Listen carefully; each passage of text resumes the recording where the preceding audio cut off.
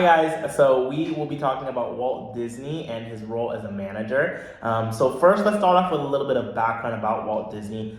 We all know who Walt Disney is. He is the pioneer of the animated film, and we see his work, his characters, and his company so prevalent in the entertainment industry today. What most people don't know about him is his background. So he actually grew up in Marceline, Missouri as one of 5 children.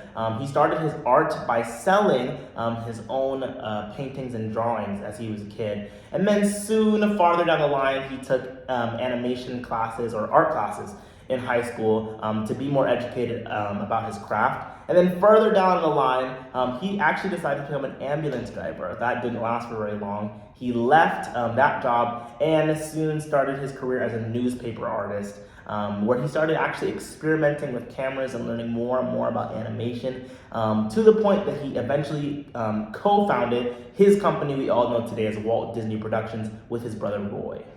Yeah, so I'm going to talk about a few reasons that Walt Disney both succeeded and failed as a manager. So in terms of succeeding, the first thing that we came up with was they opened a new campus for the Walt Disney Company in 1939 in Burbank, California, which was a great big moment for them.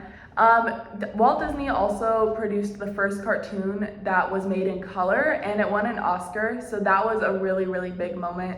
And a big moment for the rest of history. And their third success was opening Disneyland, the park that we all know, in 1965. A few reasons that they failed. Walt Disney had to file for bankruptcy in 1920. And so that was a big moment right at the beginning of his career when he was trying to get into the Walt Disney Company and making that happen, that he kind of failed and had to push past that to succeed as we know him today. The second failure was kind of into Walt Disney's and the Walt Disney Company's, they've been established for a couple of years. All of the employees striked for 2 months and they wanted to unionize, which made Walt Disney extremely frustrated and upset. He did not like that at all. The third failure, which was also a success, is Disneyland's opening, which happened in 1965. It was just kind of too early, and so it was a success in the long run, but a failure in the short run. So let's talk about a little bit why he was so successful in the things he was successful with.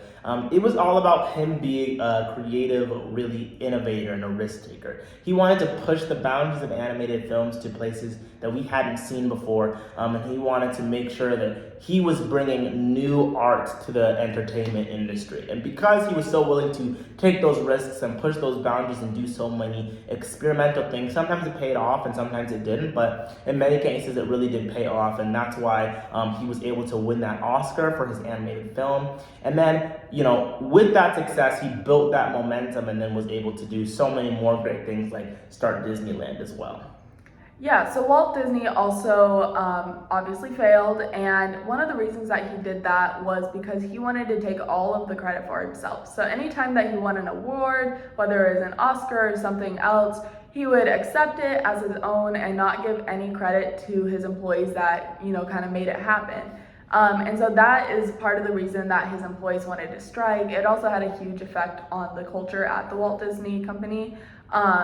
Just none of the employees really liked Disney. He was really self-centered, he was racist, he was anti-Semitic, and so it just created a culture where the employees couldn't thrive or really succeed in their career. He was also overambitious. Like when I talked about Disneyland's opening being a failure, he opened the park too early, so the rides weren't working, there wasn't enough food in any of the restaurants. The cement, the asphalt wasn't even hardened over yet, so shoes were sinking into it. It was just kind of a disaster, but he said that they would get the park running within 1 year, and that's what he did. And then, just to summarize, here is what we learned from studying about Walt Disney. The first thing we learned is listen to your employees. One of his failures was really his failure to listen to what his workers had to say, because at the end of the day, workers have a lot of really great things to say about the workplace and a lot of great ways to improve things as well. They have a lot of great ideas. A company wouldn't be what it is without its employees, and so Walt Disney could have listened to his employees more, so that's something we can take away from that and something we should do as managers.